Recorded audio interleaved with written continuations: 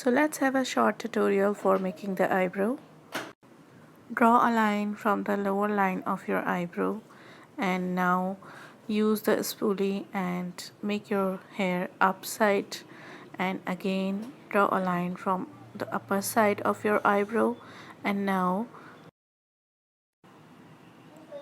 again draw the line, but don't start the line from the start of your eyebrow. Always start to make the eyebrow from the middle part of your eyebrow.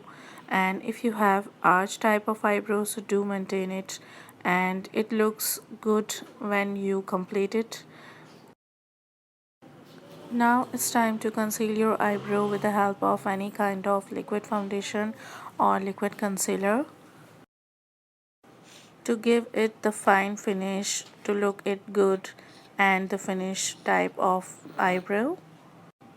Don't forget to conceal your eyebrow from the bottom and the upper side because both sides are most important. Now it's time to blend the concealer because it looks harsh if you don't blend it.